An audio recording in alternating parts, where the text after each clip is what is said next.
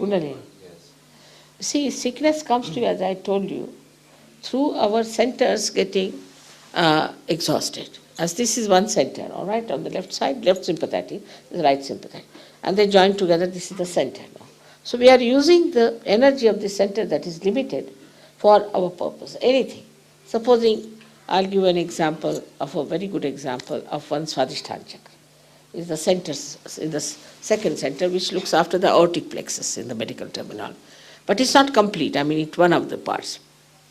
Now, the work of the Swadhisthana Chakra, according to Sahaja Yoga, which has worked, of course, wonders with this theory, that it gives energy for the replacement of the brain cells. Because we never think about it. We are using the brain all the time. We don't think how it is replaced. Even in the medical science, they don't think about it. So one of the works it has got. It moves here. And also it has to look after your liver. It has to look after your pancreas. It has to look after spleen. It has to look after your kidneys. It has to also look after the lower part of your large intestines. All right? Now, but all the time a person is thinking. These days everybody thinks too much and very futuristic. As a result, it cannot pay attention to all other things. So what happens? The first thing is affected is the liver.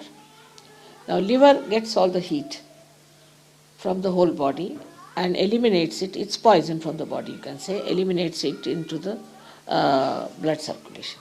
It goes into the blood. Now when, you see, liver is not attended to or doesn't get sufficient energy, it starts working very hard. So it becomes overactive liver and this heat cannot be removed. So the heat starts rising upward and downwards. As a result, your what you call the lungs are made of, as you know, they are made like a sponge. So it becomes coagulated and you develop asthma. We cure asthma through liver, curable.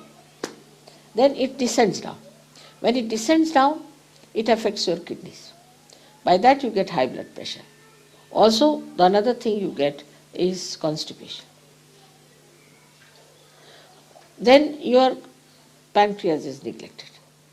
When pancreas is neglected, you get diabetes. Only the people who are thinking, sitting, planning for future get diabetes, never a villager. In India, if we go to a village, they'll say you have to put sugar as much that the spoon must stand at right angles. They take so much sugar. Nobody gets diabetes because they earn in the morning, nicely go home and sleep off. Here we think and think and think of the future. So the neglect of the pancreas gives you diabetes. Now we have many people who have cured of diabetes also. Then the third one is the worst, is the spleen. That the spleen is like a, we say rhythm, keeps the rhythm. It's a speedometer in us. And supposing you are eating the food and suddenly you have to run, then you get a pain because it has to produce red blood corpuscles. But if you are always in an emergency in modern times as you are, first of all you read the newspaper, you are under shock.